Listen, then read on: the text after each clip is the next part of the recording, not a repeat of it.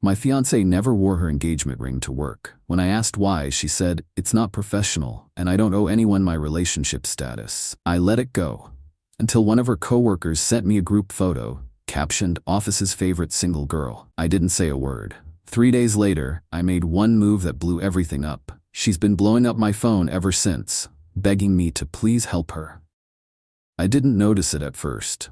You'd think a man would immediately spot when his fiancée isn't wearing the $18,500 engagement ring he saved for 2 years to buy her. But Melissa was smart about it. She'd take it off right before leaving for work, slipping it into her purse. Then she'd put it back on the minute she walked through our door in the evening. It wasn't until I surprised her at lunch one day, bringing her favorite sandwich from that deli across town, that I noticed her bare finger. "Where's your ring?" I asked, setting down her sandwich. The question seemed to startle her. Her eyes flicked to her hand, then back to me. "I don't wear it to work." "Since when?" "Since always, James." She unwrapped her sandwich, not meeting my eyes. "I've never worn it to work." I sat there stunned, trying to process this. We'd been engaged for 7 months. She'd never once mentioned this habit. "Is there a reason why? Does it get in the way of typing or something?" I asked, trying to keep my tone casual while my mind raced through darker possibilities. "It's not professional," she said with a dismissive wave of her naked left hand. "And honestly, I don't owe anyone my relationship status. It's easier to keep things strictly business." I let it drop. Didn't want to seem like some insecure, controlling asshole making a scene in her office, but it nagged at me all afternoon. That evening, I brought it up again as she was making dinner. "I didn't realize your workplace was so traditional about jewelry. Seems odd in 2023. Melissa sighed dramatically, putting down her knife. "James, you're overthinking this. Lots of professional women don't wear engagement rings to work. It changes how male colleagues treat you. It's my choice." "Sure, I respect that. Just wish you'd mentioned it." She rolled her eyes. "Do I need to report every piece of jewelry I decide not to wear?" And that's how the conversation ended, me feeling vaguely ridiculous for even bringing it up. Slightly annoyed but victorious in shutting down further discussion. I might have forgotten the whole thing, except for what happened 2 weeks later. I was scrolling through Instagram when I noticed a post from Keith, one of Melissa's coworkers I'd met at their holiday party. It was a group photo from some office happy hour. There was Melissa, center of the group, cocktail in hand, laughing. The caption read, "Thursday drinks with the team. Office's favorite single girl showing us how it's done. #workfamily, #thirsty Thursday." Single girl. I stared at those 2 words until my vision blurred. Then I zoomed in on her left hand, visible around her cocktail glass. No ring, obviously, but it was the hashtag in caption that knocked the wind out of me. This wasn't just about not wearing a ring. She was actively presenting herself as single. That night, when Melissa came home, the ring was right there on her finger, as always. She kissed me hello, casual as could be. I didn't confront her, didn't mention the photo. Instead, I watched and waited. The next morning, sure enough, right before leaving, she slipped the ring off and tucked it away in her purse. "Have a great day, babe," she called, door closing behind her. I sat at our kitchen counter for a long time after she left. We'd been together for 3 years before I proposed, lived together for 2. I thought I knew her. Now I wondered what else I might have missed. That afternoon, I called my buddy Eric, who works in the same industry as Melissa, corporate consulting. I described the situation without identifying details. "Man, that's not normal," Eric said bluntly. "I know plenty of married women in the field. No one's hiding rings for professionalism anymore. This isn't 1962. "That's what I thought," I replied. "Look, I don't want to put ideas in your head, but you might want to dig a little deeper." I didn't need any encouragement there. That evening, while Melissa was in the shower, I did something I'm not proud of. I checked her phone. Never done that before. Always respected her privacy. But the ring thing had shaken something fundamental in my trust. What I found was worse than I imagined. A separate Instagram account I didn't know about. A Tinder profile, active as recently as last week. And text conversations with men, including Keith from the office, that made it clear she wasn't just presenting as single. She was acting single. I took screenshots of everything, emailed them to myself, then put her phone back exactly as I'd found it. When she came out of the shower, I managed to act normal, somehow. For the next 2 days, I lived in a state of cold, calculated fury. I didn't yell, didn't confront her. Every evening, she'd walk in with that ring on her finger, kiss me, ask about my day, and I'd pretend everything was fine. All while planning my exit. On the 3rd day, I made my move. I waited until she left for work, ring tucked safely in her purse. Then I packed my essential belongings, loaded them into my truck, and drove to the bank. See, I'd been saving for our wedding. A separate account with $42,000 set aside for the venue, catering, honeymoon, all of it. Melissa knew about this account, but didn't have access. What she didn't know was that last month, I'd added her name to it as a surprise. I'd planned to tell her at dinner that weekend, give her full access to the wedding funds so she could book whatever she wanted. Some surprise, huh? At the bank, I closed the account completely. Every penny back into my personal account that she couldn't touch. Then I drove to my buddy Mark's lake house. He'd agreed to let me crash there until I figured things out. At 2:17 p.m., the text started. James, what the hell did you do? The wedding venue just called. They said our payment bounced. I called the bank and they said the account is closed. Answer your phone right now. I didn't respond, just watched the notifications pile up. By evening, her tone had changed. James, please talk to me. I don't understand what's happening. Whatever you think is going on, we can fix this. Just call me back. I love you. Please don't do this. The next day, she must have gone home during lunch and discovered some of my things missing. That's when the panic really set in. You moved out without even talking to me? What the hell is wrong with you? This is insane. You can't just throw away 3 years over nothing. Please, James, I'm begging you. Whatever this is about, we can work it out. Still, I said nothing, just documented everything. Then her latest message caught me off guard. Oh God, did someone tell you something? Is this about the work stuff? I can explain everything, I swear. It's not what you think. That evening, I finally broke my silence. I sent her exactly 4 items. 1, the screenshot of Keith's Instagram post. 2, a screenshot of her Tinder profile. 3, a screenshot of her texts with Keith discussing how I was clueless about them. 4, a photo of my empty ring box. No commentary, no angry message, just the evidence. Her response was immediate. Phone calls, texts, emails. She showed up at our apartment, now just hers, since I'd paid the next 3 months' rent but removed myself from the lease. When she couldn't find me, she started contacting my friends, family, even my boss. Hysterical, crying, begging people to tell her where I was. Nobody did. Because nobody knew, except Mark, who's been my best friend since 5th grade and would sooner cut off his own arm than betray me. 3 days of silence from me, and her messages took on a desperate edge. My credit card is maxed out, and now I can't even buy groceries. I was counting on the joint account for the rent next week. Please help me. I'm scared. Keith just told me they're letting me go at work. Someone sent those screenshots to HR. Was that you? How could you do this to me? My parents won't even talk to me. What did you tell them? For the record, I didn't send anything to HR or her parents. Didn't have to. Turns out Keith panicked when he saw I had their texts and confessed everything to their boss, trying to get ahead of it. And Melissa's parents? They figured it out when she called them hysterical about me emptying our wedding account. Her father called me directly, and I answered his call.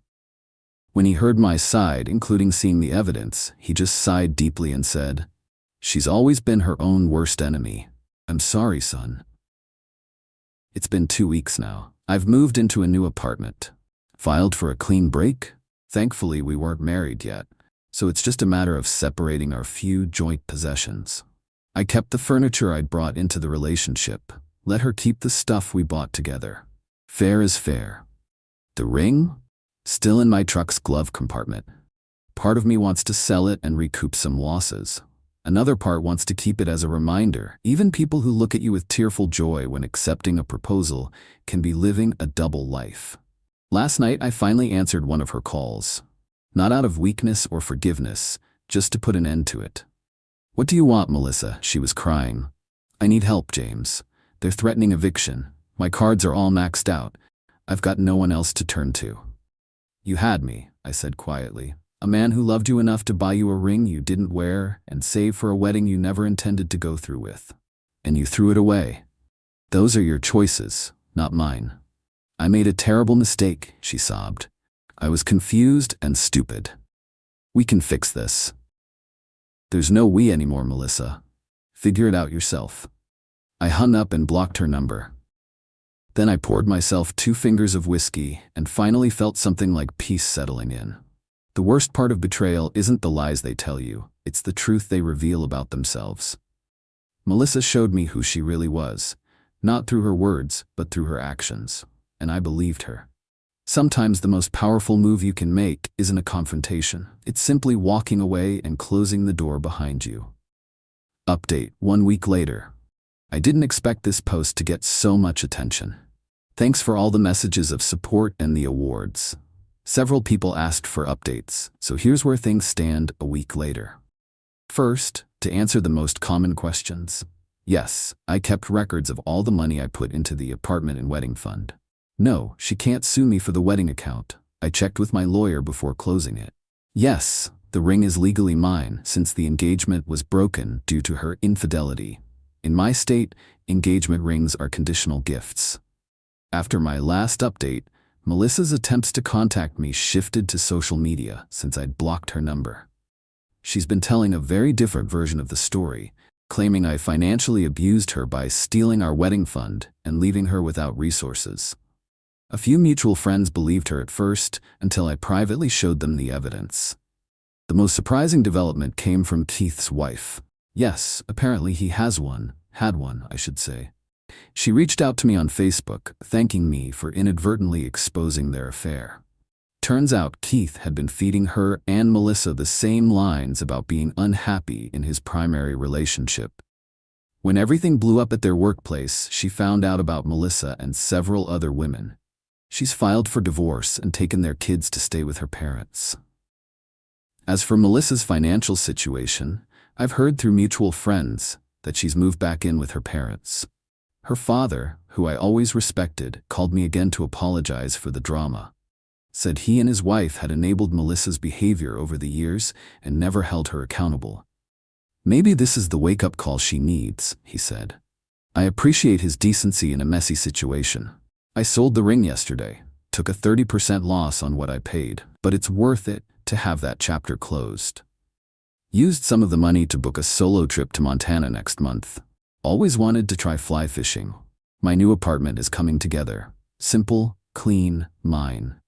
I've reconnected with friends I'd neglected during my relationship with Melissa. Turns out she had gradually isolated me from several people who weren't good for us. In retrospect, probably because they saw through her. A buddy convinced me to join him at his boxing gym. Hitting the heavy bag 3 times a week has been the best therapy I could ask for. I'm sleeping better, thinking clearer. For those who suggested I exposed Melissa out of vindictiveness, you're missing the point. I didn't send screenshots to her workplace or blast her on social media. I simply removed myself from a fraudulent relationship and let the truth speak for itself. The domino effect that followed was the natural consequence of her own actions. The hardest part has been trusting my judgment again. I keep asking myself how I missed the signs for so long. My therapist, yes, I started seeing one, says this is normal. We see what we want to see in the people we love, until we can't ignore the reality anymore. To the guy who commented that I should have confronted her like a man instead of sneaking around. Buddy, confrontations are for people who deserve explanations. You don't owe a play-by-play to someone who's been deceiving you for months. I'm not angry anymore. Just reflective. At 39, I thought I'd be married with kids by now. Instead, I'm starting over. But for the first time in a long time, I'm making choices solely based on what I want, not compromising for someone else's lies. That's freedom worth protecting. Update. 3 months later, many of you have continued checking in. So, here's a final update on how things have played out. Melissa's parents eventually put conditions on her staying with them, including therapy and getting a new job. According to her younger sister, who reached out to me last month, Melissa has been diagnosed with narcissistic personality traits and is finally getting professional help. Not my circus, not my monkeys, but I hope she finds peace. Keith's divorce is getting messy. His wife's attorney contacted me for a statement regarding what I knew about their affair. I provided only factual information, dates of texts I saw, content that specifically mentioned his marital status. No editorializing, just facts. His soon-to-be ex sent me a thank you note last week. Turns out there's a significant non-disclosure clause in their prenup that he violated by discussing their marriage with Melissa. Actions, consequences. On my end, life has settled into a new normal. That Montana fly fishing trip was exactly what I needed. A week of mountains, rivers, and zero cell service. Came back feeling like myself again. The boxing gym has become a regular part of my routine. Dropped 15 pounds of relationship stress weight and gained some definition I haven't seen since my early 30s. Work is going well. I was promoted last month. Might have happened anyway, but having my full focus back on my career instead of managing Melissa's constant dramas has certainly helped. Dating? Not yet. I've had opportunities, but I'm taking my time. Working on being comfortable by myself first. My therapist says that's healthy, and for once I'm following professional advice instead of trying to muscle through alone. The money from the ring funded not just the Montana trip, but also a photography course I've always wanted to take. Found out I have a decent eye for landscapes. It's become a weekend hobby that gets me outdoors and focused on something constructive. Last week, I ran into Melissa at a grocery store. First time I've seen her in person since everything happened. She looks different. Thinner, less makeup, more subdued. She approached cautiously and asked if we could talk sometime. I told her I was glad to hear she was getting help, but that I didn't see a purpose in reopening old wounds. She accepted this without argument. Growth, perhaps. As I was leaving, she said something that stuck with me. I never deserved that ring. Not because of what I did, but because I never appreciated what it meant. For once, we agree on something. So that's it, the final update. I wanted to thank this community for the support during one of the darkest periods of my life. Your comments, messages, and shared experiences helped me realize I wasn't crazy for feeling betrayed, and I wasn't wrong for walking away. To anyone going through something similar, trust your gut, document everything, and remember that how you handle betrayal says more about your character than it ever will about theirs. Life goes on. And sometimes, it gets better than you could have imagined. Eat it. Several people have asked about the financial aspects of the separation and whether Melissa had any legal claim to the wedding fund. To clarify, the account was solely in my name until 1 month before everything blew up. I had added her as a beneficiary, but not a joint account holder. She had never contributed to it. All funds were from my separate savings. I consulted with a lawyer before closing it who confirmed I was within my legal rights. Whether or not it was an asshole move, as some have suggested, is subjective, but it was completely legal. Edit 2. To the person who asked about the one move that blew everything up, it was closing the wedding account. Melissa had already made numerous non-refundable deposits with vendors based on the assumption she had access to those funds. When the account closed, payments bounced, vendors called her, and her house of cards collapsed. I didn't actively expose her double life. I simply removed my financial support, and the truth revealed itself. Eat it 3. Reading some of these comments has been eye-opening. To the people suggesting I should have supported her financially during the transition period regardless of her betrayal. Are you serious? Would you continue funding the lifestyle of someone who was actively deceiving you? Respect is a two-way street. When she chose to present herself as single while enjoying the financial security of our engagement, she forfeited any claim to my support. You reap what you sow.